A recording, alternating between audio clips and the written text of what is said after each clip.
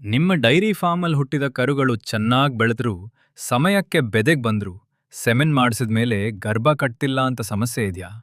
ಹಾಗಾದ್ರೆ ಇದಕ್ ಮುಖ್ಯ ಕಾರಣ ಏನು ಅಂದ್ರೆ, ಕರು ಚಿಕ್ಕದಾಗಿದ್ದಾಗ, ಅಂದ್ರೆ ಮೊದಲ್ 3 ತಿಂಗಳು ನಾವು ಹಾಲು ಕೊಡ್ತೀವಿ. ಆ ಸಮಯದಲ್ಲಿ ಅದಕ್ಕೆ ಬೇಕಾದ ಎಲ್ಲಾ ಪೋಷಕಾಂಶಗಳು ಹಾಲಿನಿಂದ ಸಿಗುತ್ತೆ. ಆದ್ರೆ ಹಾಲ್ ನಿಲ್ಸಿದ ಮೇಲೆ ಕರು ಮೇವು ತಿನ್ನೋದ್ ಶುರು ಮಾಡ್ತದೆ. ಆದ್ರೆ ನಾವು ಕೊಡ್ತಿರೋ ಮೇವ್ನಲ್ಲಿ ಎಲ್ಲಾ ರೀತಿಯ ಪೋಷಕಾಂಶಗಳು ಇರೋದಿಲ್ಲ. ಇದರಿಂದ ಕರುಗಳ ಬೆಳವಣಿಗೆ ಸರಿಯಾಗೋದಿಲ್ಲ. ಮುಖ್ಯವಾಗಿ ಗರ್ಭಕೋಶದ ಬೆಳವಣಿಗೆ ಮೇಲೆ ಪರಿಣಾಮ ಬೀರುತ್ತದೆ. ಇದಕ್ಕೊಂದು ಸರಳ ಪರಿಹಾರ ಅಂದ್ರೆ ಇಲ್ಲಿ ಕಾಣ್ತಿರುವ ವಿ ಫೋರ್ಟಿಫಿಕ್ಸ್ ಮಿನರಲ್ ಮಿಕ್ಸ್ಚರ್ ಪೌಡರ್.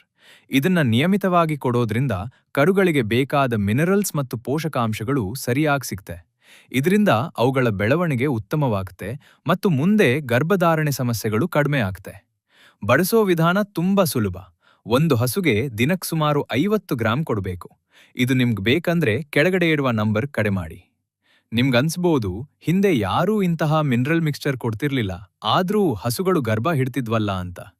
ಹೌದು, ಆಗ ಹಸುಗಳು ಹೊರಗಡೆ ಮೇಯೋದಕ್ಕೆ ಹೋಗ್ತಿದ್ದವು, ವಿವಿಧ ರೀತಿಯ ಹುಲ್ಲು ತಿನ್ನೋದ್ರಿಂದ ಎಲ್ಲಾ ಪೋಷಕಾಂಶಗಳು ಸಿಗ್ತಿದ್ದವು. ಆದ್ರೆ ಈಗ ಆ ಪರಿಸ್ಥಿತಿ ಇಲ್ಲ.